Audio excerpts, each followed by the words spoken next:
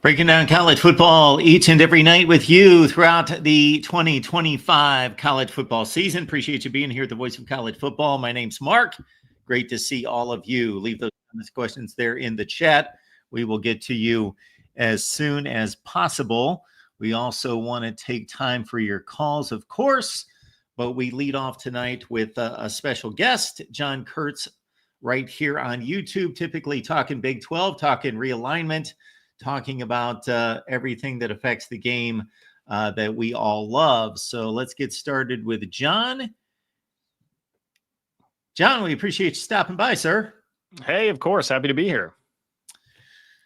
And let's get to the big news of the day before we attack your favorite conference. So the SEC has said, okay, we're going to do it. We're going to 9 games. And there's been much internal debate, I'm sure, within those boardrooms in the SEC, because it's been pretty obvious in observing this situation that there have been factions within the SEC that just believe, hey, this conference is so strong, we cannot go to 9 games. The 8 games is enough. And then other factions of the conference that see that 9 games is the way to go for a number of reasons. So your initial thoughts about the move from the SEC? Yeah, I mean, it sure is interesting with the timing of coming right on the heels of the leak or, media report, whatever you want to call it, getting out there about the Big Ten pushing some bigger playoff proposals, 24, 28 teams. I think Ross Dellinger even reported at one point in there that the SEC had at one point kicked around the idea of like 32 teams, and this would be, 7, 7, 5, a ton of auto bids everywhere. So, I mean, it leads me to believe that the SEC has sold itself on either they put their thumb on the scale enough with the changes that they made this year to what's happening with strength of schedule, where they feel like, hey, no matter what format we move to, if it's going to be 5+11 or whatever it might be, will be taken care of because they're going to value strength of schedule enough, which, I mean, again, I'm not saying I agree with their stance that it wasn't taken into consideration enough last year, but clearly the SEC thought that it was not. And they didn't get this overly special preferential treatment that they have gotten every year for the last couple of decades. But it makes you feel like they must be pretty content with where they're at with either that or thinking, well, we'll just go to one of these monster proposals where we know that we'll get 7 teams in every year and it's not really going to matter all that much, because that was the whole deal, right? Like, we don't want to go to 9 games because we don't want to give up a competitive advantage there. We think we play a tougher conference schedule. So why would we do that for you? Of course, there's a financial incentive. I mean, I know the reporting around that has been it could be up to $5 million per team per year to do this extra game. So it will certainly make dollars and cents. But I think the SEC wanted to make sure that it would make sense in terms of how many teams they'd be getting in the playoff every single year. Yeah, when we look at the format of the SEC schedules, we obviously know that there are 4 teams in the old SEC Eastern Division that play those rivalry matchups on the final weekend of the season against the ACC. I've heard out of the Clemson and South Carolina camps that they in no way want to give up that game. And I would expect Louisville, Kentucky, Georgia, Georgia Tech, and the other one, Florida State, to remain.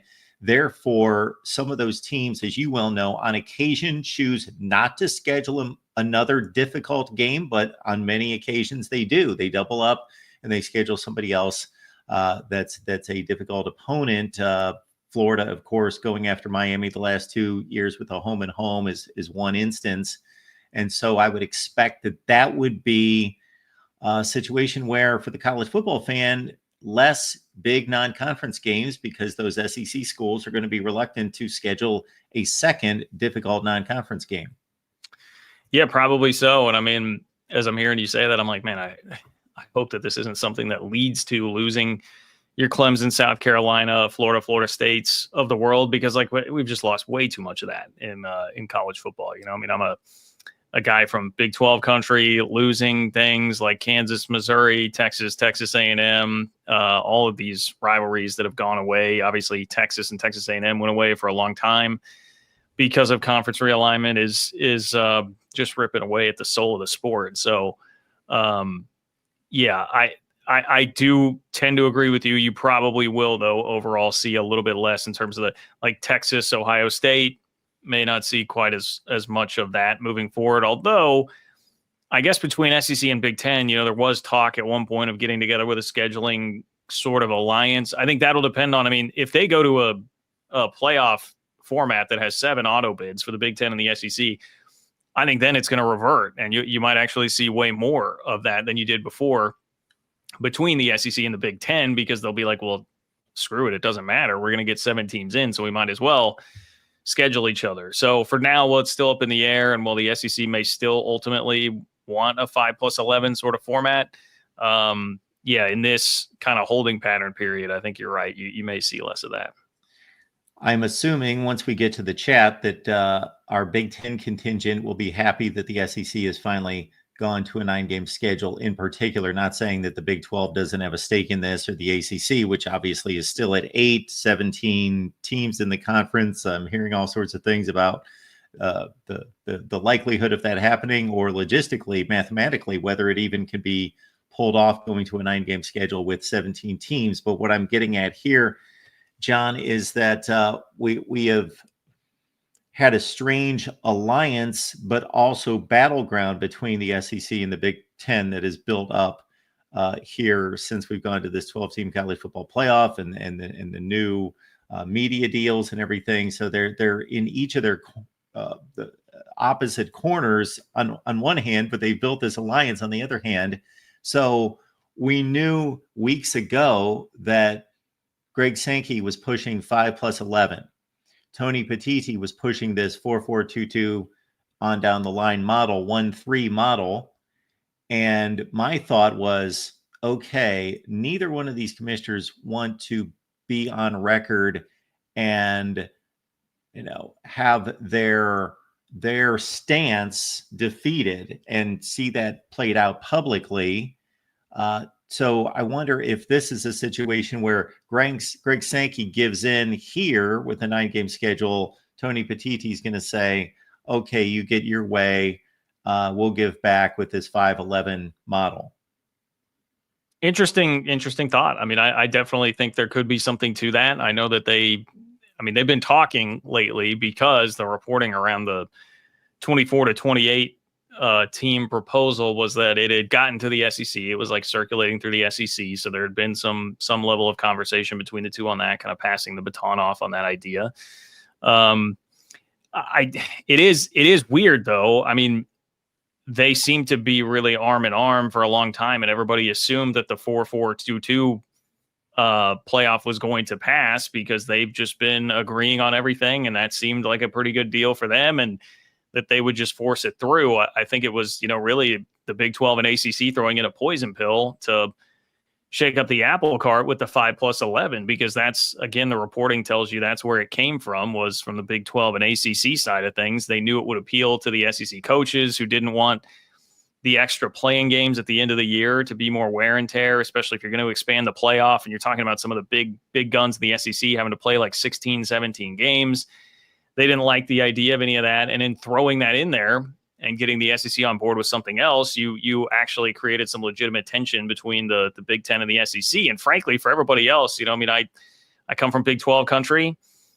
The worst thing in the world for people in the Big 12 or the ACC or the Group of Six is the Big Ten and the SEC pulling in the same direction. The more that you can get them a little bit divided, the less fluidly and quickly everything is going to get away. I would tell you, for the worst, just for the worst in general for the sport, for the sake of the sport, they seem on this torrid pace to really tear apart a lot of what we really love about college football and what makes it great. And I think things that'll have really long-term ramifications even for the Big Ten and the SEC. So I thought that was almost kind of a brilliant move by the Big 12 and the ACC to introduce that, to get these guys butting heads a little bit. And I don't know. Some of it too is just like Petitti, it seems so television driven. You can just draw a straight line. They always say follow the money. I mean, you can just draw this straight back to TV being in Tony Petitti's back pocket, or really actually Tony Petitti being in TV's pocket. Like, they're the ones kind of pulling the strings. And this is a guy who came from the TV and professional sports world. And that's why you've seen Yormark take some shots like, hey, we're not the NFL. Just all feels like such an NFL thing the Big Ten is pushing for. Seems very Fox motivated, seems very, hey, we went out and added all these extra teams, so now we're a bloated conference motivated.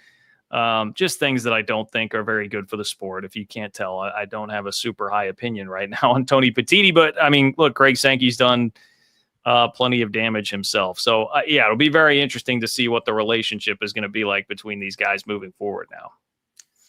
My defense for them, John, would be that they're hired to work for their conference, for the best interest of their conference, not for college football. And that's sad. That's not a good thing. And I agree with you. I'm a purist. I'm a traditionalist. I would love to see us roll the years back 20 or 25. But Greg Sankey, Tony Petitti, they are employed by their respective conferences to do what's best for their conferences and not the whole of college football. I think I'm going back to Tony Petitti's initial comments when he was named commissioner of the Big Ten.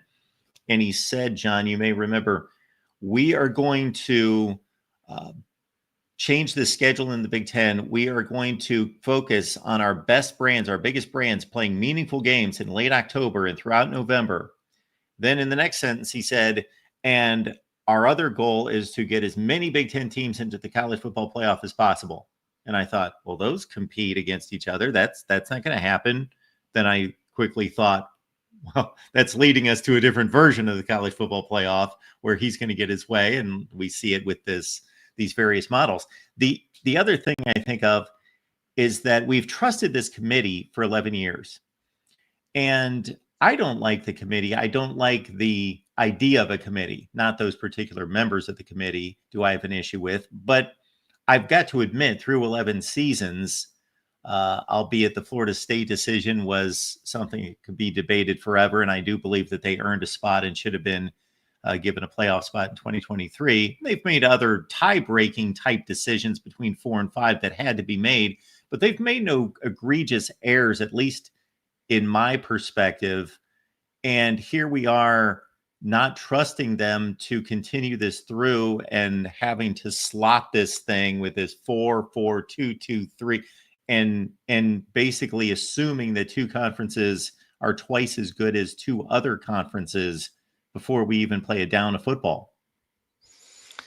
Yeah, look, I mean, first of all, I will say I'm with you on, hey, these guys are just trying to make decisions in the best interest of their conferences. I think it's, we just have a really bad power vacuum that was kind of sucked up by these two guys leading these two conferences. So I totally understand that. It's just hard not to be really upset with the irreversible damage that I think is being done with a lot of this. So where were you going with this? Apologies. I got a little sidetracked. My question turned into about 4, John. So no reason to apologize because I went a number of ways there, but just basically, I guess I'll take it this way in terms of the models, what you believe to be the best one on the table for where we appear to be headed. And that would be, I believe, 16 teams, despite this crazy 20. That's right. You were talking about the committee. Okay. Yes, yeah, I like and the committee doing its job. Yeah.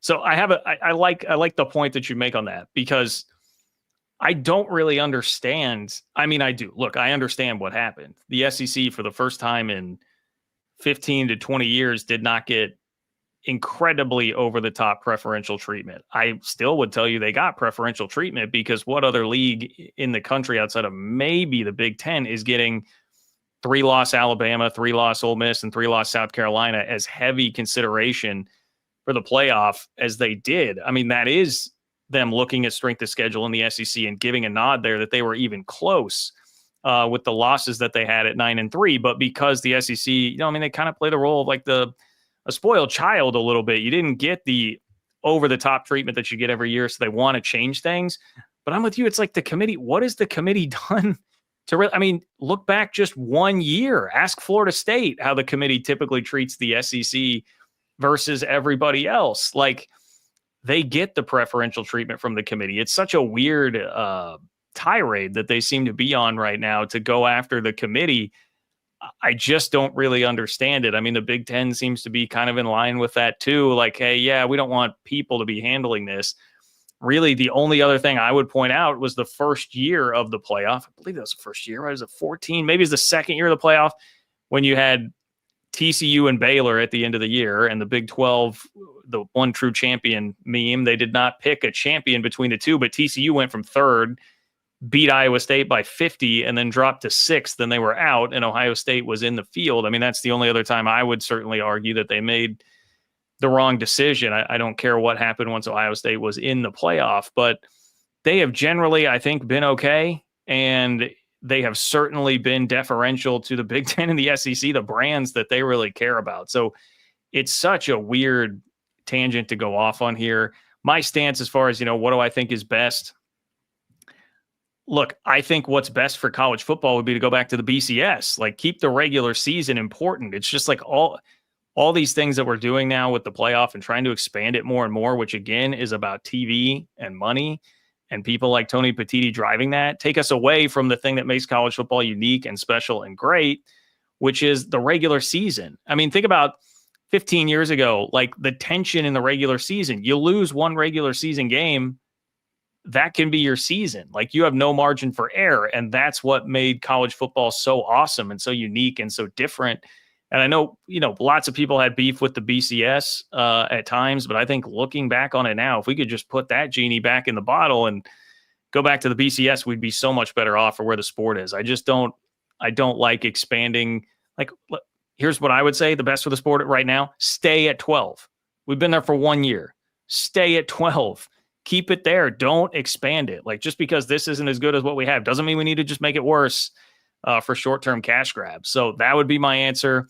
I guess beyond that, I mean, I think from a Big 12 perspective, everybody knows the deal. They don't want to and can't really sign anything other than the 5+11 because you don't want to just codify. You don't want to sign your own name on the dotted line that says, hey, we're half of, or I think it's like 71% if you're doing 5 auto bids versus 7 auto bids. We're not less than these two other conferences. They're really in a position where you can't do that. For a number of reasons, mainly just the message that it sends to everybody. So I guess by default, that kind of puts me at 5+11. But again, I don't want to expand. I don't think what is the problem with where we're even at right now? It just Petitti seems to be trying to fix a problem that does not exist with trying to expand this even more. You can catch John Kurtz right here on YouTube. And John, since we got you for 3 or 4 minutes, I want to switch. We could obviously slice this up for hours in regards to the playoff, but I want to switch to your conference. And before I get to Iowa State and Kansas State real quick, it's funny that we're talking schedules because I do not understand with everything that Brett Yormark has done, which I think he's an excellent commissioner, especially for the Big 12. He's an excellent commissioner. This scheduling, I hear that Kansas State and Iowa State, which is a game that I believe that should be protected. When you look at the scheduling in the Big 12, it just looks like they just are throwing stuff at the wall and they're not protecting their core of rivalries from the old guard of the Big 12. And just, it seems a bit haphazard to me. Yeah. Baylor, Texas Tech, I think is another one of those that fans have been really upset about. You hit on it's a sore spot with a lot of people across the league. The only thing I will say kind of in defense, one, I'm just someone who I have not spent as much time getting upset about that as some, but as it gets closer, like the K-State, Iowa State thing, as I'm peeking ahead as a K-State guy and looking through that schedule, it is like, man, okay, you've lost. Missouri's out of the conference. Nebraska, like Nebraska was the rivalry I grew up with as a K-State fan, child of the 90s and early 2000s. Like that's gone. You're not going to have Iowa State, like all these teams that you played for years and years not being on the schedule. It does suck. It's just when you get these bloated conferences, man, you start getting up to 16 and 18. It is really hard to make everybody happy and satisfy everybody. I can tell you, I mean, the Big 12 is certainly well aware of the blowback that they've had on some of these. And I think there's a shot that it could get revisited. But I think a lot of it is they're just sort of like, guys, like we have too many teams in the conference, and that's, yes, their own fault, but they're obviously being reactionary to what's happened in realignment before them. So it kind of, I hate to take everything back to the same points I'm making, but we're just in such a dumb place with the general structure of the sport right now that you're going to have some of these issues. As far as like playing in Ireland, I mean, that's another thing that, K-State fans are not thrilled with that in a lot of ways because you lose a home game. K-State's lost 4 of 5 now to Iowa State, and you're taking a home game and putting it in Ireland, and now you got to play them the first game of the season, like in a crucial year for both teams. But it's money. Like, they need money. K-State's getting a payday out of it. And in this revenue sharing era, they need all the money they can get. And plus, I think for the Big 12 looks at it like, hey, when are we going to get 5 million people to watch one of our games? And that was the number for Florida State, Georgia Tech last year, was 5 million in the Ireland game. So you'd figure you're probably going to be in that ballpark, and you want to take that publicity. They're doing it next year with TCU playing in Ireland. So I think they are doing some things to try and just maximize eyeballs on a game as much as they possibly can. But I won't shield them from all criticism when it comes to the scheduling stuff. Because, yeah, I mean, as a league, you would definitely want K-State, Iowa State right now, 2 of the better programs in the league, one of the more heated rivalries that's developed recently. That's something that in an ideal world, you would definitely want it being played every year, for sure. Yeah, so your explanation makes total sense, John, but I would flip it around to say, with so many nondescript games on the schedule, why would you not protect the old guard games when you've got UCF playing Utah and Cincinnati and Arizona State? Just games that I'm good with. They're interesting. They're teams that have never played before or rarely, but that should not be the driving force of your league, those kind of games. It's just, yeah, I would think it would be easy to implement a schedule where you protect the 8 to 12 games that should definitely be played. Yeah. I mean, I can't really argue that. And again, because it's like, I'm kind of like you, man. I'm more like a traditionalist, and it's like, yeah, you had all these Big 8 schools, or even like the Hateful Eight, if you want to extend that out to like West Virginia and TCU, who were in the conference when everything fell apart with Texas and Oklahoma. They had been in long enough to develop some rivalries with teams. As much as you can keep those teams playing together, you really want to. I'm sure some of it probably is like, yeah, hey, we don't want to be unfair to the new members, but yeah, like, at a certain point, you got to do what you got to do to preserve some of that, probably. So, yeah. Iowa State, Kansas State coming up, 3.5-point favorite. I believe Kansas State is, this is almost a coin flip kind of game, and Iowa State had a great run, of course, last year. And Kansas State, with all the topsy-turvy nature of the standings in the Big 12, K-State seems to be the one constant, that they're always going to be in it and a contender. Do you have a particular lean in this one? Yeah, I've been taking a lot of crap from my K-State fan contingent here lately. I am a K-State guy. My concern here, and look, Iowa State's had K-State's number for one. They've won 4 of the last 5. Before that, this was a series K-State completely dominated. They had really kind of like a cat, playing with a mouse or something, just sort of tortured Iowa State over and over again. And then Matt Campbell finally flipped the script. And over the last 5 years, the only time K-State's won this game was a 1-point win in 2022. And that was a Big 12 champion K-State team over a 4-win Iowa State team. So they have had a heck of a time beating Matt Campbell lately. I think there are question marks on both sides for sure. Like, Iowa State lost 2 of the best receivers you're going to find in college football. Jaden Higgins, Jalen Knoll, who are both now Houston Texans, taken in the 2nd and 3rd round. That was an insane receiving core that they had. So what does Rocco Becht, who's established himself as one of the better quarterbacks in the country, what does he look like now without those 2 guys on offense? They just relied on being super explosive with them. Their running game was pretty pedestrian last year. So what happens now? They have some nice transfers, Chase Soul, Xavier Townsend. We'll get to find out, what they look like. But that is, I think, a massive question mark. Iowa State's defense probably needs to be a little better against the run than they were last year, but I expect them to be. John Heacock, one of the best defensive coordinators in college football. And for K-State, it's like, hey, flashes of brilliance last year, but what this season will come down to is, can Avery Johnson take those flashes of brilliance and turn it into more consistency at quarterback? And that is the million-dollar question, I think, for this team. But there are holes. They've got a lot of new pieces on the offensive line, a lot of talent coming in, but a lot of new pieces on the offensive line, new offensive coordinator, new offensive line coach this year. And I think the real thing to watch out for, the thing that scares me the most as a K-State guy, is what happens on the back end of the K-State secondary, because they lost 2 pros in Marquis Siegel and Jacob Parrish last year. They've got 1 returner, BJ Payne, like 1 returning starter, BJ Payne back there at safety. 2 new corners, Gunnar Maldonado from Arizona, who's a really good player, great transfer. He's probably going to be on kind of a pitch count. I don't think he's fully healthy, so he'll play some, but they're going to have to use a true freshman at safety quite a bit, Logan Bartley, in that game. So I have some concerns about what Rocco Becht and that Iowa State offense will be able to do with K-State breaking. I think a secondary that could be good by the end of the year. They certainly have talent, but this is where you don't like that matchup coming right out of the gate. You'd rather have this be a game against North Dakota, which is who they play next week. So my lean has been actually slight lean to Iowa State. Some of that, frankly, is just, I mean, K-State's Chris Kleiman needs to go beat Matt Campbell again to make me believe in that happening. So with all these variables, traveling to Ireland, first game of the year, too much uncertainty for me to feel great about K-State winning the game. So I'm leaning Cyclones right now. John Kurtz is right here on YouTube. Go check out his channel, Talking Big 12 and the entirety of college football. John, we appreciate you stopping by, sir. Yeah, anytime. Had fun. All right. Really good stuff out to John, as always. And we will keep it rolling here at the Voice of College Football and take your calls. We will do our nightly deal. If I can get the graphics to switch, they are just about 5 seconds behind, I guess. The College Football Late Night Show right here at the Voice of College Football. We call it the College Football Show late night. Monday through Saturday, we'll be here after football or 10 p.m. Eastern time.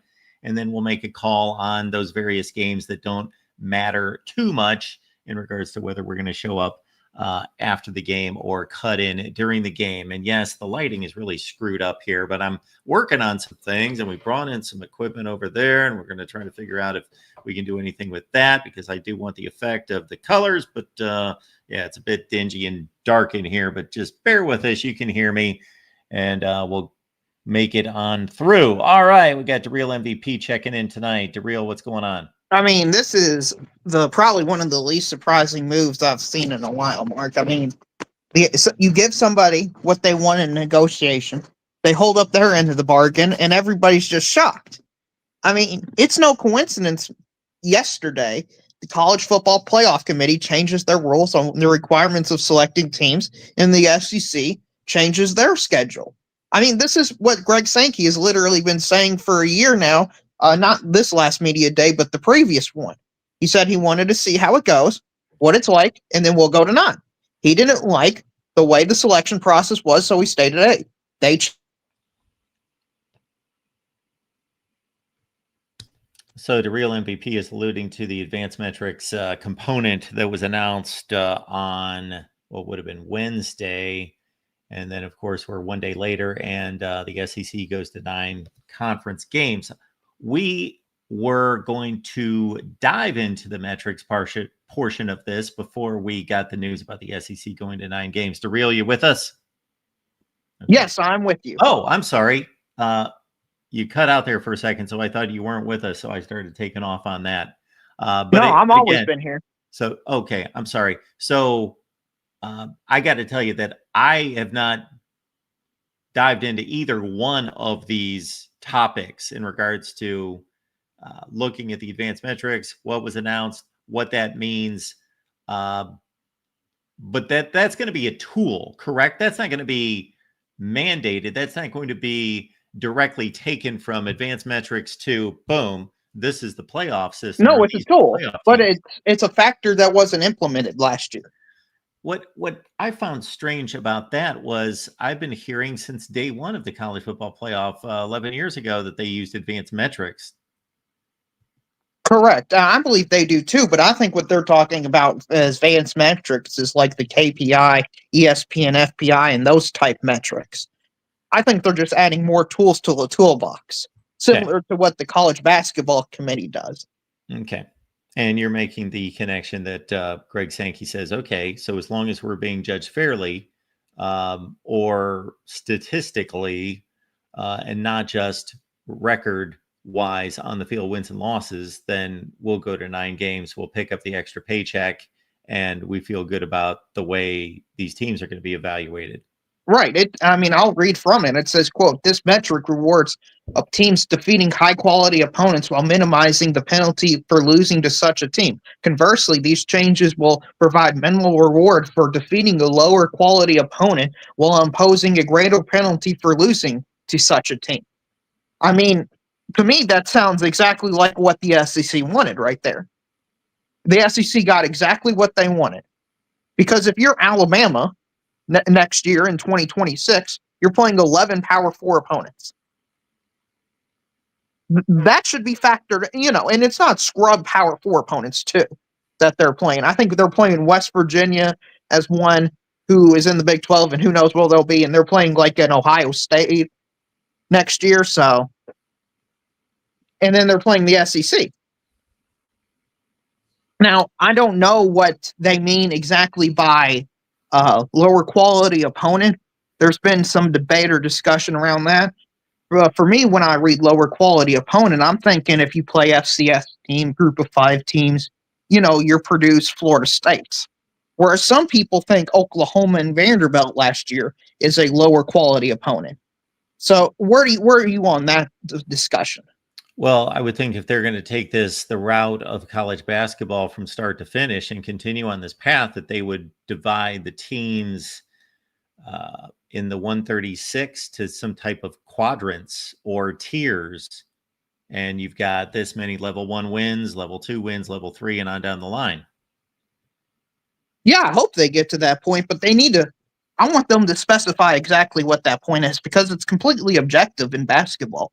You can see exactly where you're ranked, how many points you got, where the team is above you, home road split. It says quad 1, home road, away, neutral, all that stuff. So I just wish they would define it more, because Alabama beat the number 2, number 19, number 15 team in the country. To me, that's going to be factored in more in this than just losing to a Vanderbilt team who beat Bama, almost beat Texas, and almost beat Missouri. Like, I don't consider that a low-quality opponent. No, it's not a low-quality opponent, and people jump on that just a little bit too strongly. A 6-6 Oklahoma team, a 6-6 Vandy team. No, they're not great teams. They shouldn't be sniffing a playoff or anything close to that. But they're quality ball clubs. They're top 40 teams in the country. Correct. But that's the only issue I have with it, is they don't define it specifically.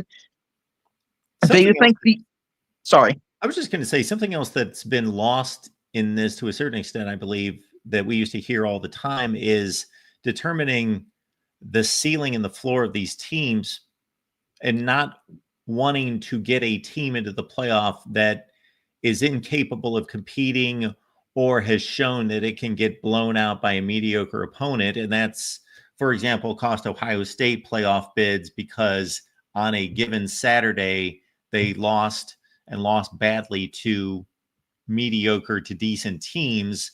Whereas when you point out what Alabama accomplished last year, what they're showing is that they have the ability to compete with the best teams in the country. Now, that doesn't mean that they're going to show up every time, but SMU in particular never showed up against, and to their defense, didn't get the opportunity to play the best teams in the country, but they also did not show that they could compete with the best teams in the country. Well, I would counter that slightly and saying they had 2 opportunities beating decent competition and BYU and Clemson, and they lost both those games. Sure. Yeah.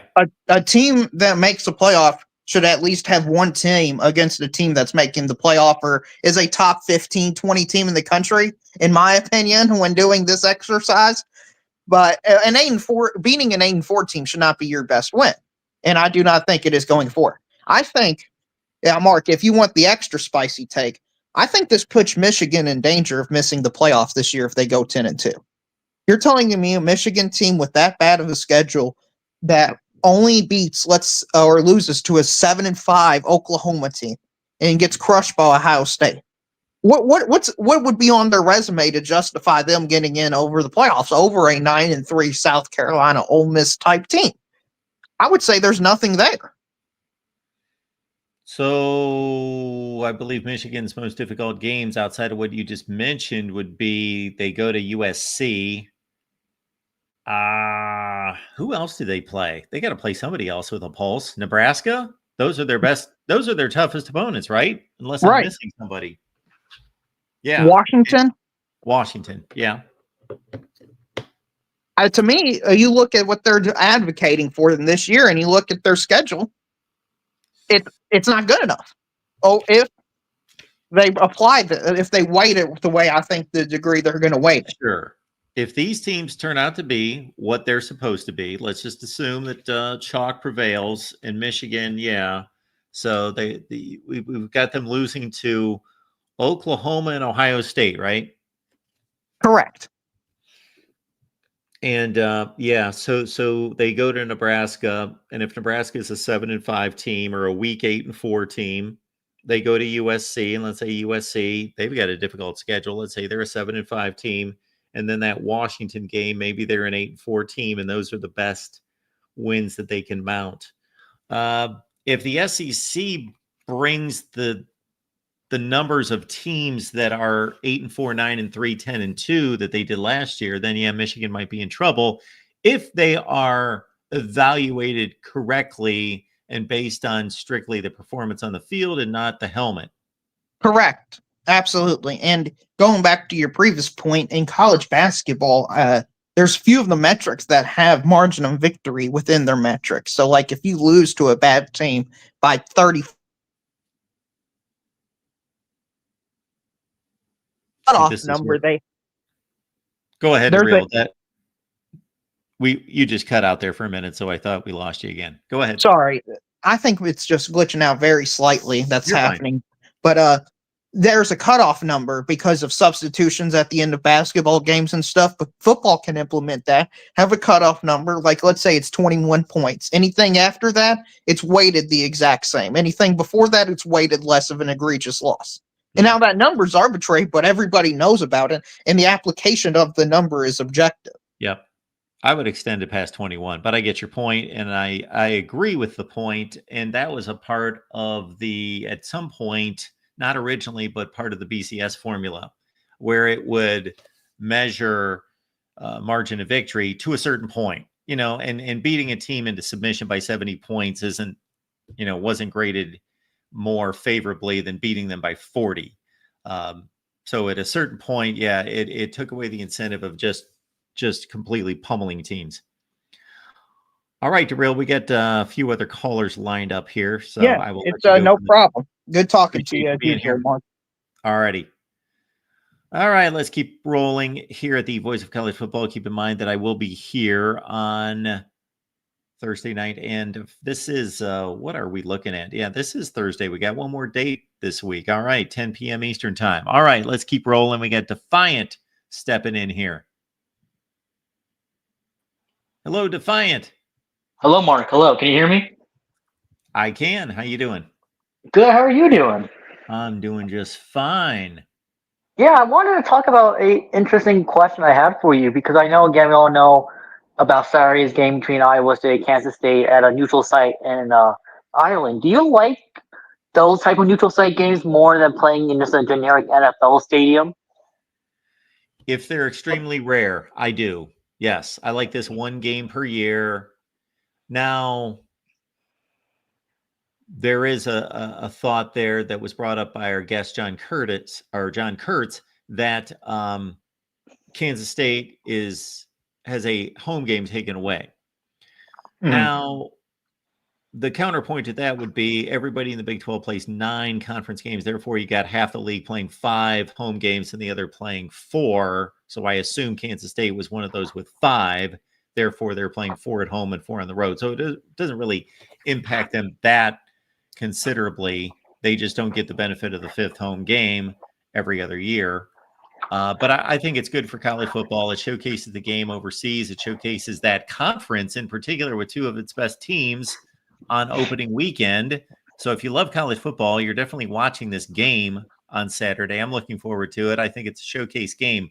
But no, I am not in favor of seeing a bunch of NFL stadiums on opening weekend and seeing all these teams playing in Houston and Atlanta and Miami and all these other sites. Maybe one of those, but I just don't get that. I don't like it. I think we should be playing college football. They only play, it's not like college basketball where they play close to 40 games and they play these holiday tournaments. That's fine. It's a unique kind of thing. There's only so many college football games, and to be taking away games from campuses, I think is stupid. No, I agree. I agree. I feel like in the NFL environment, it's just sterile. It's just like Yeah. you can watch an NFL game and still get that same experience. I don't know why they need to play college games in an NFL type stadium. I mean, It was I just like, one of those like things that was experimented with in the early 80s, in particular with the Kickoff Classic. I remember Penn State, Nebraska, Auburn, and Miami, and some other teams playing, and it being now that again, it was one game.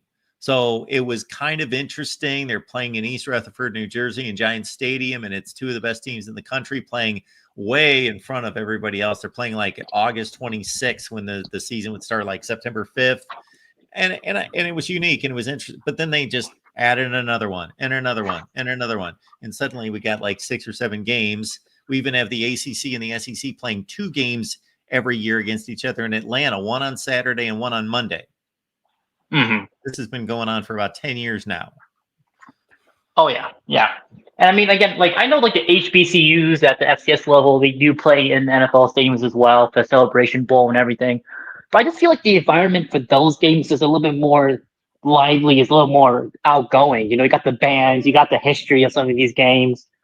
So I mean, that's I think the only reason why I kind of like the games playing in NFL stadiums because again, the HBCU games have a little bit more meaning than just a regular Aflac kickoff game or Sure. Texas kickoff game. But yeah, like if they do one-offs in the stadiums, and they actually have games that mean a little bit more, like some of these Ireland games, then yeah, I feel like yeah, go ahead. But if you have like just random teams playing each other in the first week of the season that have no meaning whatsoever, it's just kind of like boring. Just playing at campus at that point. I do agree. Anything else, Defiant? No, Mark, that was it. Well, thanks for calling. I appreciate it. You as well. Thank you. We appreciate everyone here at the Voice of College Football. Tell people we're here, whether that's friends, family, social media acquaintances, whoever you can get a hold of, that we're here every night at 10 p.m. Eastern Time. Before I get to the next call, let me line this one up from Ralph. No way 10-2 Michigan does not make it over any 9-3 team. Big Ten is top 2 conference. Losses would be, let's say, to Ohio State and Oklahoma. South Carolina losing his 3rd game better than W against USC. No. Okay. Can't say I really understand the final portion of that, but let's get to the first part of that. While I generally agree with you, Ralph, that it seems inconceivable that Michigan would miss the playoffs at 10-2, I don't want to say that they would not get in over any 9-3 team because you've listed one right there. If Oklahoma's 9-3, what if Oklahoma's 9-3, having played a much more difficult schedule? If you looked at Oklahoma's schedule, just look at last year's schedule. It's the same schedule this year in conference. And if Oklahoma only loses 3 games in the SEC, beats Michigan, holds up in those games. So again, this is where the performance comes into play. If Oklahoma's losing 3 games by 50 points, that's one thing. But if they're losing, to the likes of Alabama by a field goal, and Alabama's a top 5 team in the country and playing those sorts of games, and they go 9-3, Oklahoma's going to be in the playoff. All right. Let's take a call coming in. We got Landon on the line. Hey, Landon. Hey, Mark. How you doing, buddy? I'm doing just fine. What's going on?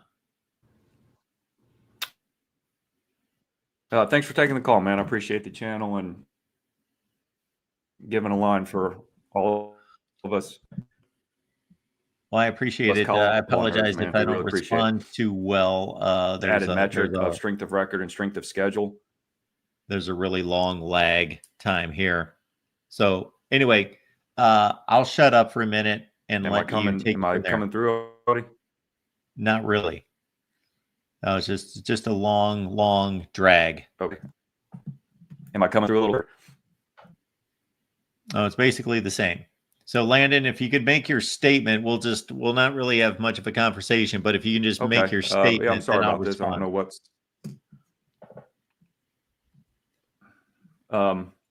okay. If you want to, man, we'll just cut it. I'll try to come back I'll come back another time, buddy. I'm sorry. Okay. Thanks, Landon. You're good. Happens to all of us. It's called the internet, and it's technology, and we can't control it. We can do our best to get the best internet possible, which, by the way, I switched up internet service. I'll put in a plug for Spectrum over AT&T. How about that? $130 for AT&T, Spectrum 85. Easy decision to make. All right. We've got our friend Adam showing up on this one, I do believe. Yes. Thank you for the contribution, sir. Mark, do you think national champions from the 1980s, like 1982 Penn State, 88 Notre Dame, 1989 Miami, would have defeated recent champions like 2025 Ohio State, 24 Michigan? Wow. This is difficult for me to approach because I love these old college football teams and programs, and I love how they played football. I love that these guys were tough. When I say they're tough, I don't mean that they could lift weights to the degree that they can today. Like, I'm not talking about that type of toughness.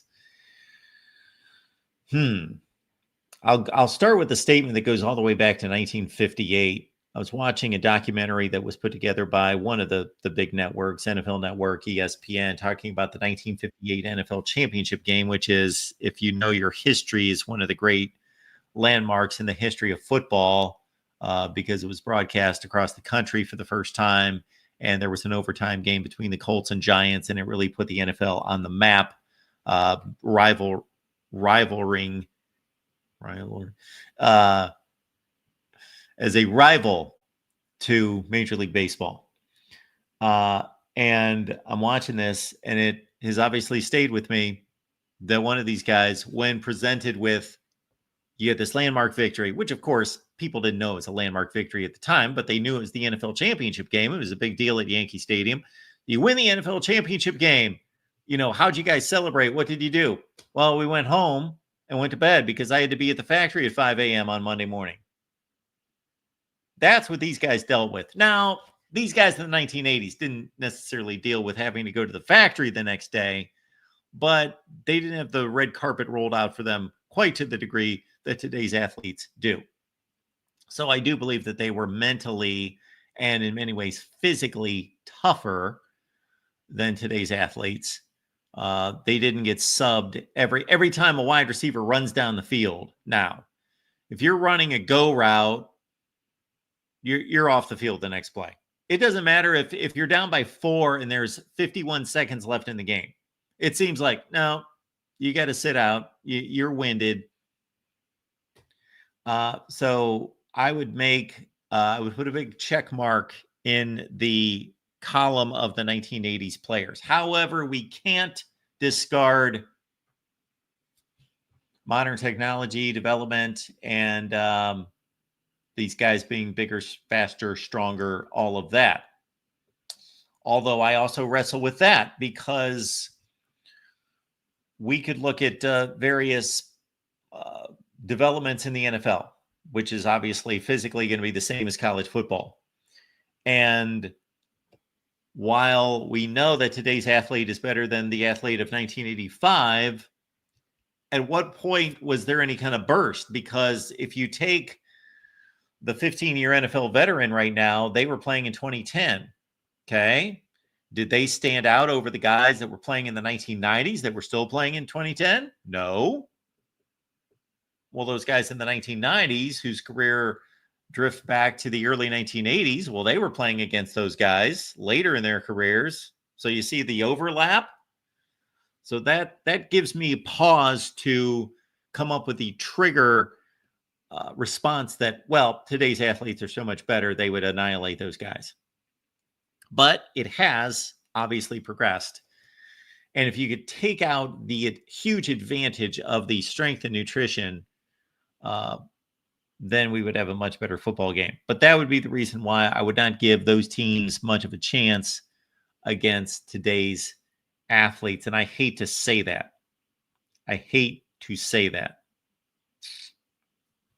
But that's a great question.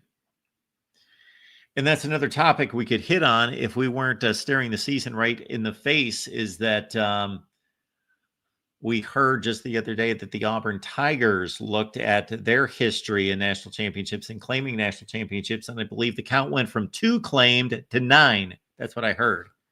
Did not delve into that, but certainly that's an off-season project that we did not finish. I believe we made it through the 1980s. We went backwards, 2024, and made it to the beginning of the 1980s decade, but I wanted to finish that off, and we will not have that opportunity until the off-season because we are renaming the champions here at the Voice of College Football. And that may sound a little arrogant or presumptuous of us to overstride and jump over the powers that be, but who says that these AP voters are valid or the coaches poll?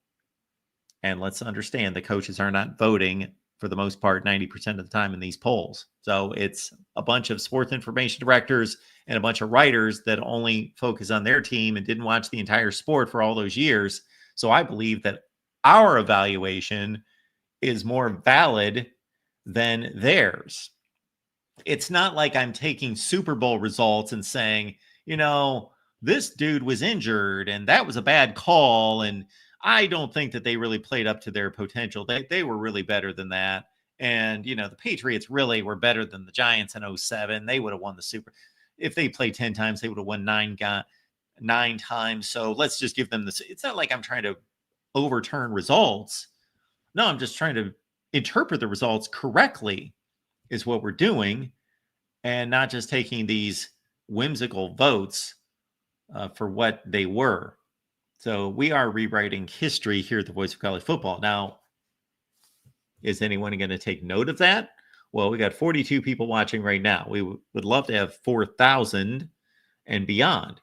And more people would take note of what's reasonable and what's logical and what makes sense, not what AP voters voted in 1975, when really this makes for a messy scene, but there are really 5 national champions of 1975, if I'm getting the year correct, I believe. Oklahoma, Ohio State, Alabama, et cetera, whoever. There were 5 11-1 teams, and you cannot separate them. There's no way to separate the 5 teams. So voters were left up to the task of just saying, I think they're better than the other 4, just arbitrarily. But no, there were 5 11-1 teams playing similar schedules, and none of them played each other. So who should be the national champion? Well, you know what? What's fair? All 5 of them should be the national champion. I don't like that because they should have played a playoff, but that's what it is. Adam's coming back with this one. We appreciate your contribution, sir. Mark, how excited are you for the upcoming season? Also, I want Minnie to marry me. Okay. I don't know what to do with that. Should I pass that message along? Should I be exchanging phone numbers? I don't know what to do with that. Adam, don't know what to do with that. I believe we are speaking of our good friend Minnie Hunt, Sunday nights, Minnie and Doreen, the ladies of college football. And yes, I'll just leave it right there. I'll just leave it right there. Adam, like you, I am a single man, and yes, I will not go into the treacherous spaces of the dating world and what that's been like. But there we go. Of course, you were kidding. All right. We appreciate you being here at the Voice of College Football, everybody. We are 55 minutes into this. And what I wanted to do was actually read the article from ESPN about the not the expanded playoff, the SEC going to 9 games, because typically there is a statement or 2 made or some type of additional information beyond just going to 9 games. I do want all of these conferences to be playing the same number of conference games. However, I do think that this is going to impact the non-conference schedule. And really, when you think about it, even though to me, it makes the conference championship more legitimate the more games you play within the conference. So think about this. You got 18 teams in the Big Ten. They play 9 games. You're playing 9 of the other 17 teams. Therefore, you're missing 8 teams. And we've seen it. Look at Wisconsin's schedule in the Big Ten and look at Nebraska's. It's like they're playing 2 different conferences. It's like Nebraska's got to line up against the best teams in the conference or the other way around. Wisconsin's got to line up against the best teams in the conference and Nebraska doesn't. It's terrible. But that's what happens when these conferences get to be too large. So I am all for, from that perspective, I am all for adding to the conference schedule because it minimizes the number of teams that you miss. However, at this point, when you expand to 18 and 16 teams, it's not like when there were 12 teams. Sure, I would love to see 9 games because then you're only missing 2 instead of 3. Well, now you're missing 7 instead of 8 or 8 instead of 9. But on the flip side, this is going to limit, not eliminate, but this is going to severely limit the number of the type games we want to see in September. Ohio State and Texas, LSU and Clemson, Alabama, Florida State, Notre Dame, Miami, those kind of games. This is going to make those very rare, especially for the teams that I pointed out when we had John Kurtz on. The 4 teams in the SEC that play 4 designated ACC games, meaning Georgia, Georgia Tech, Florida, Florida State, Kentucky, Louisville, and South Carolina, Clemson. Why would you play another? You've played your 10th power conference opponent. So why schedule another one? And I said this for years and years and years about Iowa and also about Iowa State, more in particular about Iowa State, that they played the most boring schedule in college football. You know why? Because they played in a 10-team Big 12. So you knew who their 9 opponents were because everybody played the same, which is a great way to go.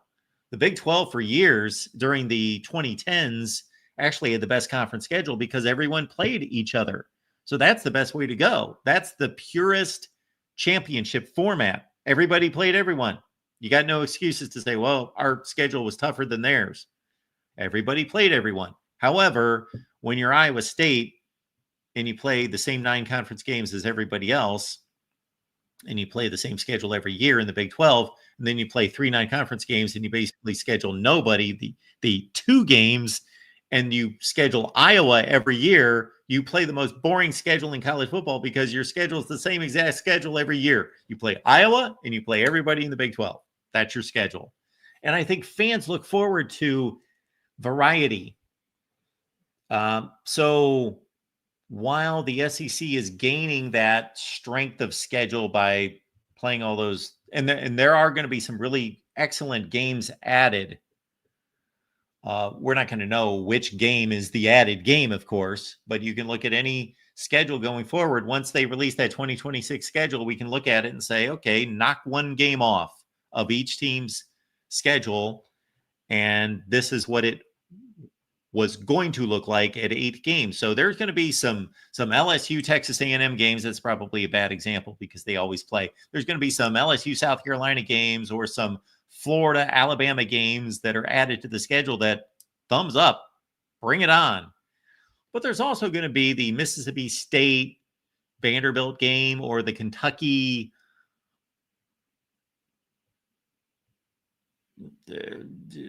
whoever Ole Miss game that's going to be added to the schedule that's like, okay. And those are going to take the place of Georgia, Oregon, Alabama, Florida State, Oklahoma, Michigan, Texas, Ohio State, possibly in some cases. And especially with those 4 teams in the SEC, the old SEC Eastern Division that play the ACC teams. Is Florida going to want to play 9 games against the SEC, a game against Florida State, and then go play somebody else difficult like they've scheduled in the past against Michigan, non-conference? Who else has Florida played recently, non-conference? Anyway, Utah. Are they going to want to schedule that game? Of course not. They don't want to schedule that game. All right. Welcome into the Voice of College Football. We got Keith on the line. Keith, what's going on? Hey, Mark, how's it going? Good. Good, yeah. I call the SEC and the Crybaby League. Okay. Yep, they're always crying. What are they crying about? They're crying about their strength of schedule, saying it's more in the SEC than is the Big Ten. Yeah. And so DeRio was celebrating the rule that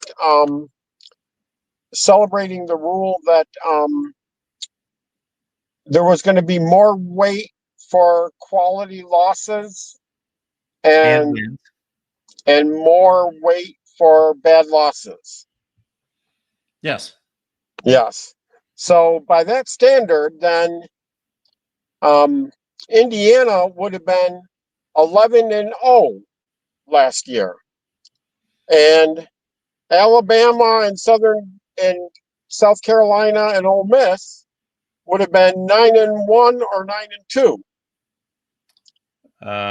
Okay, well, you're making some assumptions here, Keith. You're projecting, you're placing your own criteria on what quality wins and losses are. I might argue that Indiana might have been like 0-0 last year, because I don't think they played any quality teams. Depending on your standard, Michigan was the best team that they played all year that they beat. That was their best win of the season. No, I think that the committee's saying a win is still a win. It's just that they're going to take into account whether you scheduled a good team or a bad team.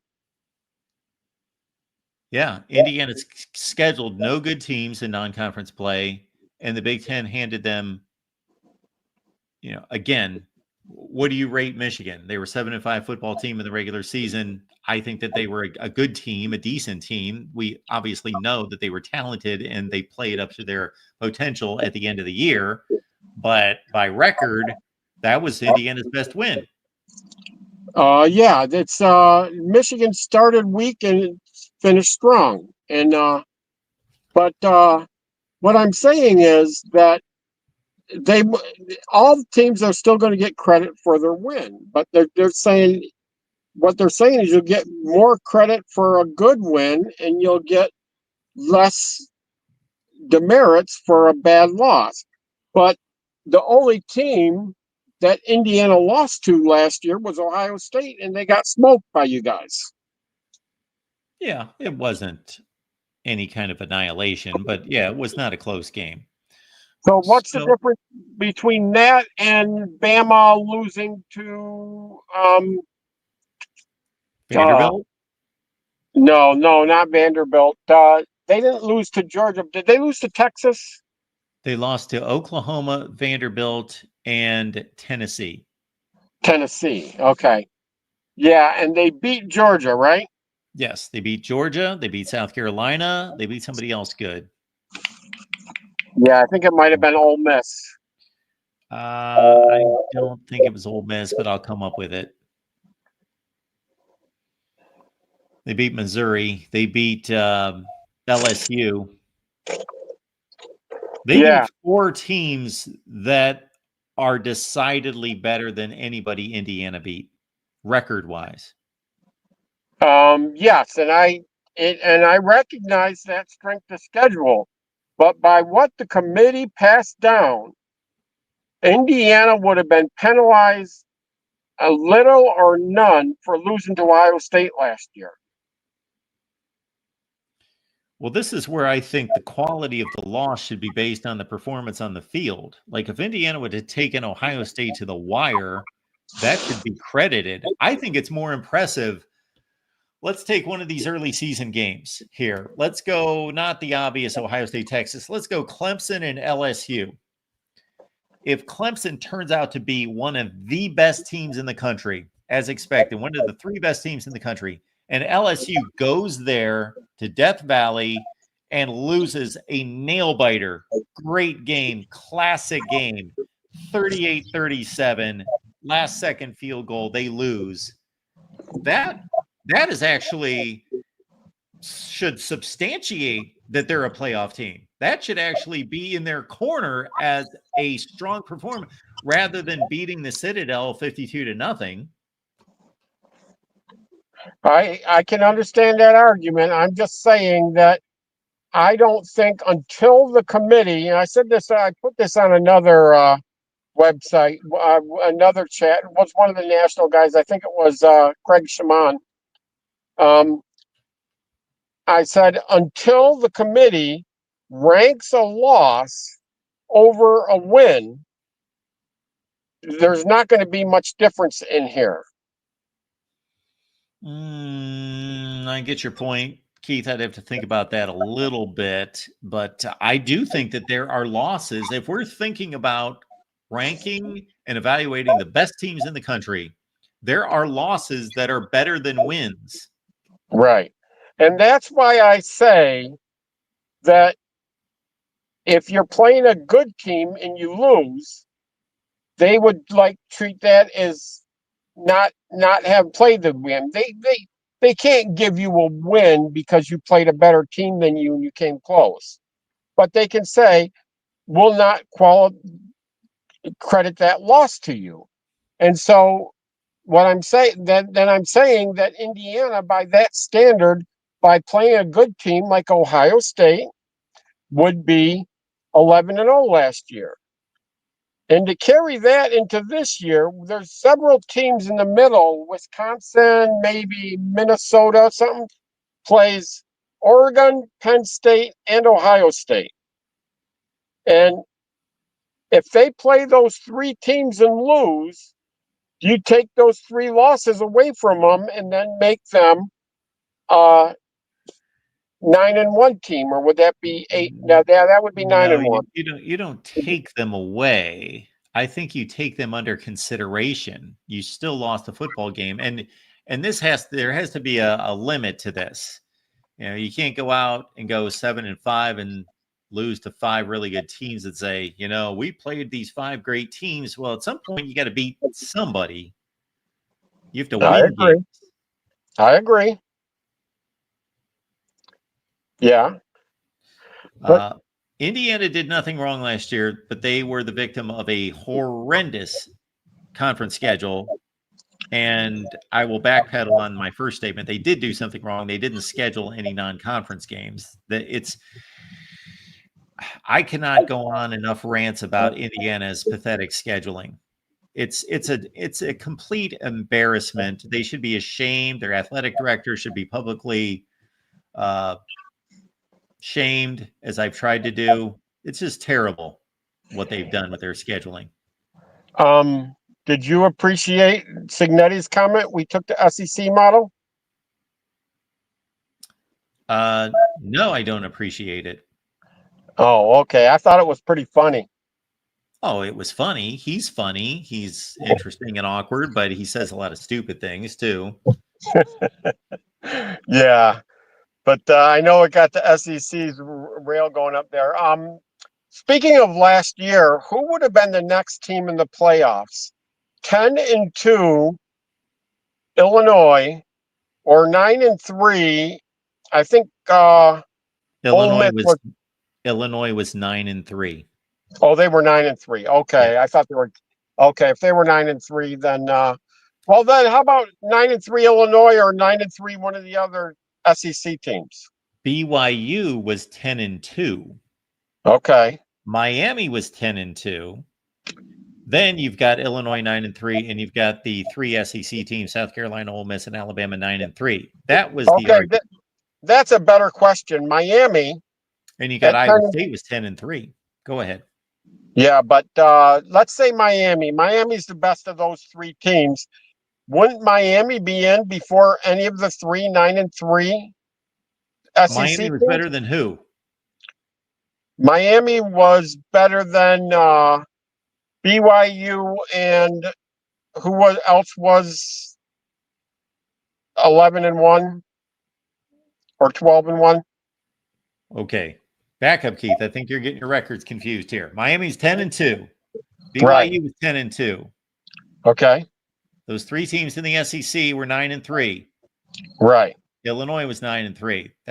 Those are the teams we're talking about. I believe we could throw SMU into it too. They went 11-2. Okay, so those were the three I was talking about that you just said. SMU, Miami, and who was the other 10-2? Brigham Young? Yes. Yeah. So I'm saying that Miami's better than SMU and Brigham Young. And you're basing this on what? Overall, Miami has just usually been a better program than them. Whoa, Keith. I got to give you more credit than that. You would have voted for Miami to make the playoff over BYU and SMU because they've been better in the past. And we're not talking about the recent past. We're talking about 25 years ago. I know. Why should that have anything to do with selection of playoff teams in 2024?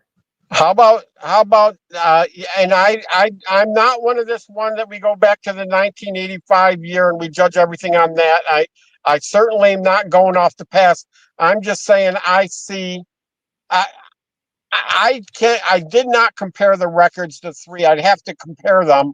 But generally, I think 9 years out of 10, I would expect Miami to be rated above, finished higher in the standings than Brigham Young and SMU. Miami, since they played in the national championship game, I just did a video on this about 2 years ago. And then they had two more good seasons after that. They went like 9-3, 9-3. So starting in like 2005, Keith, and this was a few years ago, so you could add some more teams onto this. There were close to 50 teams in college football that have finished ranked in the top 10 in the country. Almost 50. And Miami is not one of them.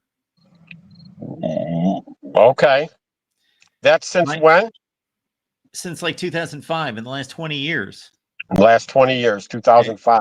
Okay. And, the likes of Minnesota has finished in the top 10, and Wake Forest and Georgia Tech and Stanford many times. And Miami's done no better than number 13 in the country, and they've won 57% of their games, which is basically they have been a 7-5 program for more than 20 years. Sure. But weren't BYU and SMU group of 5 3 years ago?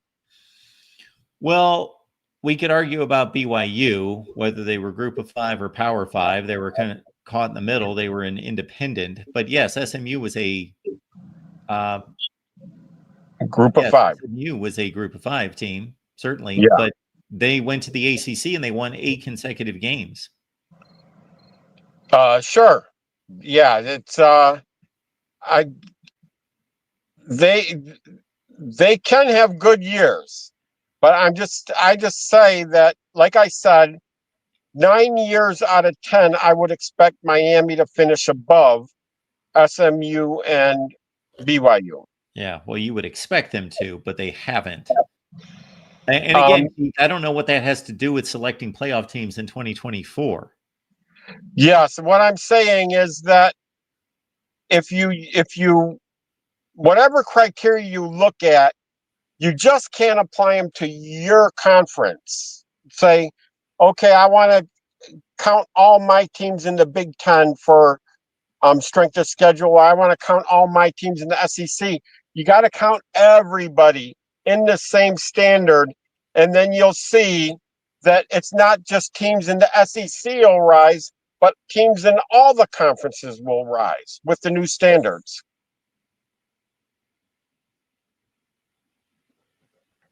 Okay, I can't say that I'm following your. I'm not saying you're wrong. I'm just not following your line of logic there.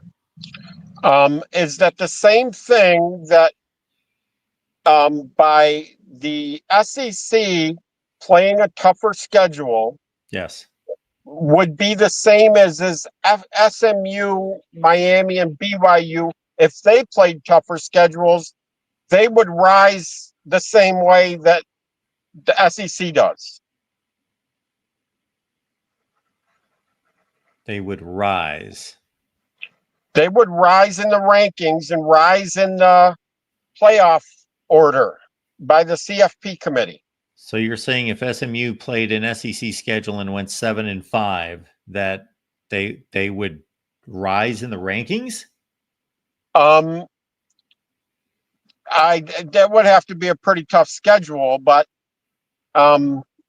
if they went 9-3 and Bama went 9-3, to me it would still be a tie who goes to the playoff. There's no comparison between Alabama's schedule in 2024 and SMU's. We're talking about just like completely different. Yeah, schedules. and there's no comparison in record between SMU and Alabama either, right? 11-2, 9-3. There's no comparison. One team lost 2 games, the other one lost 3 games. Yeah. So we don't think that's comparable at all. I don't think so. I think every game is big and all losses hurt a lot. SMU's best win last year was they beat a 8-4 Louisville team. They beat Duke, who was 9-3, by 1 point in overtime. Those are really the only 2 decent teams they beat. Well, decent teams. yeah. Well, Bama and Oregon have the best wins in college football last year, right?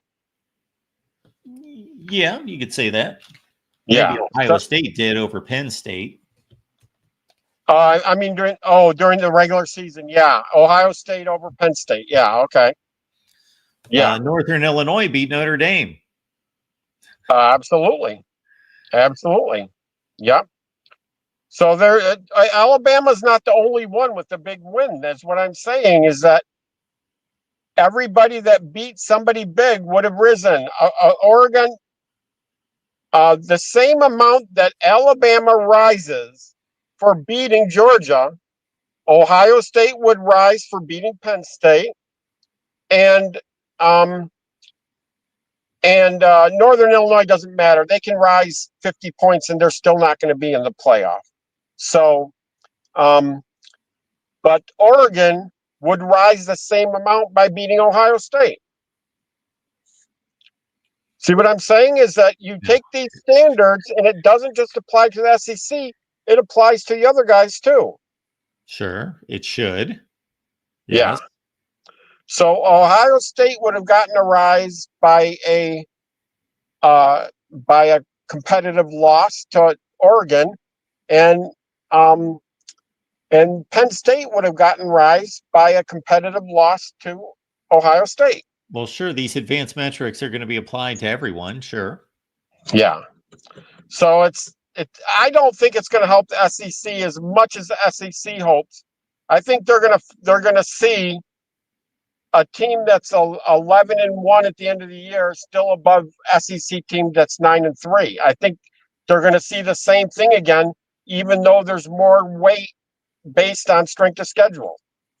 All right. Well, the 11-1 versus the 9-3, I tend to agree with you, but I don't know about a 1-game difference. If the SEC in 2025 and beyond, if they are able to win at the rate that they have won in the last 20 years outside the conference, that is basically, in rating these conferences, once they start to play within the conference, there's really no way to compare these conferences once they start to play their own, because they're all going to go 500. That's right. Yeah. So you have to look at how did they play outside the conference. And the SEC has consistently had the best record non-conference against quality opponents for the last 20 years. So if they continue that, then they are going to, if these advanced metrics are doing its job, then they will have the best advanced metrics, or whatever conference, fill in the blank, the Big Ten. Yeah, going over the last 20 years, that's tough, because the SEC was the only conference that was significantly paying their players for 20 years. Okay, well, we're getting into a whole other topic then. Yes, we are. And that, but for the last few years, it was 2 or 3 years ago, remember the Big 12 started out on a tear, and the Big 12 with the new SMUs and BYUs and everybody was beating everybody else, and the Big 12 was like in non-conference games they were like 12-3 or something in non-conference games. Remember that? No, I don't remember that. I think you were the one that was railing on about it. That look at how the Big 12 is doing. Okay, I would love to see that video where I was talking up the Big 12 by them going 12-3 out of conference. I don't know. Find that year, Keith, because I keep pretty good track of this between my ears, and I do not recall the Big 12 posting any kind of a record like that against the other conferences. The ACC did one year. That was in 2016. The ACC had a big year. No, this was just a few years ago. This was, and it might have been the Pac. Oh, maybe it was the Pac-12. The Pac-12, yeah, the last year of its existence before it was breaking up. The Pac-12 had a good year. Yes. Yeah, weren't they like 12-3 or something? No, it wasn't close to 12-3. Yeah. So it was good. It was good. Yeah. But it was good, yeah. So out of conference wins is sometimes works, but sometimes it doesn't. It's not a foolproof method. Well, no, it's not foolproof because unfortunately, when these games are scheduled, we're not matching up like the best team in the Big Ten against the best team in the SEC, or the fifth best team in the Big Ten against the fifth best team in the SEC. It's all over the place. Right. You know, this Texas-Ohio State matchup is rare, and LSU and Clemson's kind of rare. Usually, it's Alabama beats Wisconsin by 32 points. Well, what do we do with that game? Wisconsin was 3-6 in the Big Ten. They should lose to Alabama by 4 touchdowns. So that's the SEC. Right. They should get credit. They won the game, but that's one of the best teams in the SEC beating one of the worst teams in the Big Ten. So yeah, it doesn't really matter. Yeah. Yeah. Too many of those kind of games. Wisconsin should be playing Vanderbilt, and Alabama should be playing, well, they did play Michigan in a bowl game, but in the regular season should be playing, well, one of the national morning guys, and you're borderline national, right? But one of the national guys, we're worldwide, Keith. Yeah, worldwide. It's the internet. Okay, we all can be seen anywhere. Right. So somebody suggested a schedule where for your 3 non-conference games in the group of 4 in the Power 4, you will play your like level for the other 3 conferences for your non-conference games. You follow? Oh, I follow. I've been talking about this for years and years and years and years and years. Okay, maybe it was you that said that. I posted videos years ago that came up with a scheduling formula. This is my goal, Keith, that every team in America should be playing a non-conference schedule that is a composite 500 record from the previous season. So you at least go into the season with everyone playing an equal non-conference schedule. Now, you can't guarantee who's going to be better or worse. You can't foresee the future, but you at least bring it into balance. You follow me? Yeah. Yes, absolutely. Okay. Yeah, you're trying to balance out, and that everybody, the 3 teams they play, they average 500. So yes. Yeah. So and you keep all your rivalries. So Georgia plays Georgia Tech, and so let's say Georgia Tech was 6-6 last year. Well, you just make sure that the other teams amount to a 12-12 record from the previous season. And we have situations where last year USC played a top 5 Notre Dame team outside the conference, and at the time a top 10 LSU team that went 9-4. It didn't turn out to be quite as good as they usually are, but still a really good LSU team. So USC is loading up against Notre Dame and LSU in non-conference play. And then get this stat, Keith. Baylor has not played a ranked team in non-conference play since 1996. Wow. And who was Baylor playing early in the year? This year? Who? They're playing Auburn. Auburn, yeah. Yeah, and there's a lot of people. There's a bunch of um talking heads that I've seen are picking Baylor over Auburn, and yet I just don't get the impression that Baylor is this powerhouse. Well, Phil Steele is picking Baylor to win the Big 12. Okay, I am not, but he is. you know, I can't put anybody above Phil. I can put a lot of people with. I can put a few people with him, but no one above him. I hear you. Yeah. So yeah, it says, well, we'll see. Who does Baylor have for a quarterback? You know, off the top of your head? Sawyer Robertson. That I don't know that name too well. I don't think. He's kicked around a little bit. Oh, okay. Yeah.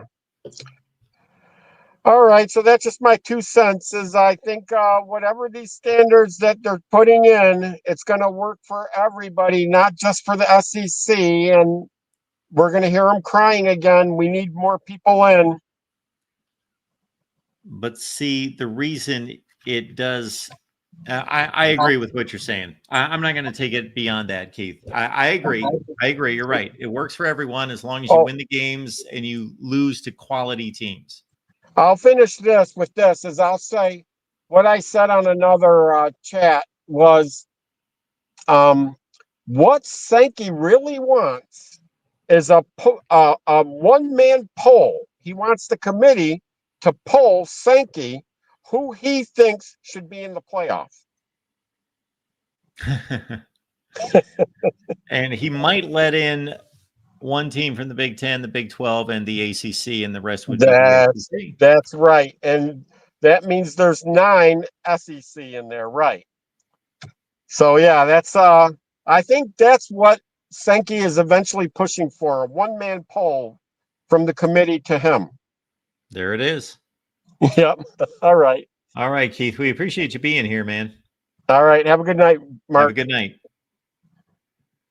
Michigan fan Keith stopping by to talk CFP, and that must have been a good phone call because I let him push me 28 minutes late.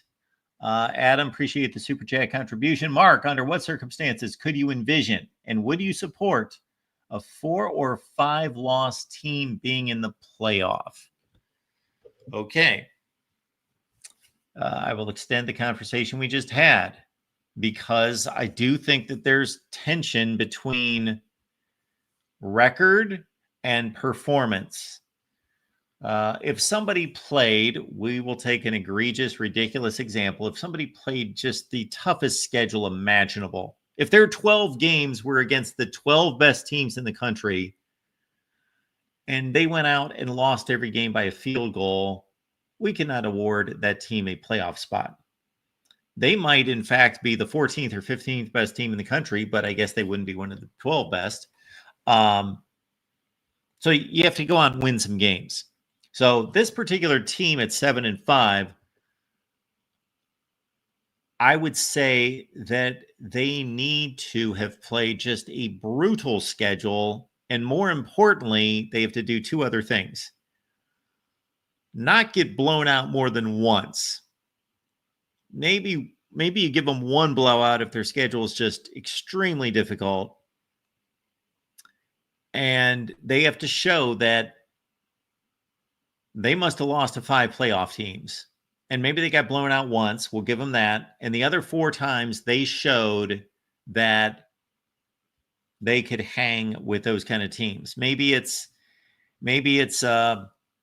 and I'm not taking this season's schedule into effect, so nobody mark me off on this one. Let's say it's Illinois and they lose to Ohio State, Michigan, Oregon, and USC and Washington, and those are all top 15 teams in the country, and they lose to all of them by a field goal. But man, there's got to be a win there. There needs to be like 2 wins that also justify that, not just losing a bunch of games where you play well. You have to win as well. I can respect the losses, but they have to be countered with 2 wins that are of high caliber. Not that they've got to go out and beat the number 2 team in the country, but, beat some decent teams like Alabama did last year. And I'm talking about decent. Like they beat 9-4 LSU and they beat 9-4 South Carolina. Like good teams. So that would be my criteria for, and obviously this is not done in a vacuum. So other things have to be going on around college football where you're comparing a 7-5 Florida team, let's say, that's playing a brutal schedule against 11-1 Indiana team. And that's a difficult comparison because Florida's not a good example because Florida got their brains beat in by Miami and Texas A&M in particular. But if they would have played well in those games, and I know that was before DJ Lagway, and then you get into another layer of conversation about quarterback changes, and this team's a different team in November than they were in September. And we get into the argument and debate of, do you select the 12 best teams on December 5th, or do you select the 12 best teams in college football over the course of the season? And if the answer is the former, that we want the 12 best teams on December 5th to be playing in the playoff, then we need to weight the games. And that sounds ridiculous, but if we're trying to select the best teams in the country in December, then you got to weight the games, I guess. The games are more important and they are more indicative or giving us a better estimate and evaluation of these teams in November than in September. So is game 12 worth 12 points and game 1 is worth 1 point? And then game 2 is worth 2 points and 3 points and 4 points. That sounds like a stupid system, and it is. But there is a little bit of merit there if you believe in selecting the best teams in December. I believe in selecting the 12 best teams over the course of the season that put up the best resumes. All right, folks, we'll be back on Friday night, 10 p.m. Eastern time. Be here, and we will talk college football with all of you. And again, thanks for your support. And if you like to know who's going to win the games before the games are played, there is one way to do that. College football is even more exciting when you've got some action on the line, and the games are even better when you're cashing in. And the Voice of College Football is the place to be to get the greatest value. Start with my picks. 75% against the money line, 58% against the spread, and I've got a 40-plus year track record. 11-0 in the college football playoff for me last year against the money line, 8-3 against the spread. And I'm just the warm-up act. Steve Merrill of Wager Talk is our ace in the hole, show stopper. 7 years with the Voice of College Football, over 30 years in the industry. Steve gives us analysis on all the big games, but you can't miss Steve's weekly under-the-radar pick. 28-12 against the spread the last 3 years. You also get picks from some of our top analysts here at the Voice of College Football, including Corey Bratta, Matt Zemek, and Steve Dace. Check out those numbers. Become a YouTube or Patreon member for just $99 per month. Go to the main channel on YouTube, click join, and then select the betting tier. Do the same thing on Patreon. Make 2025 a winner now.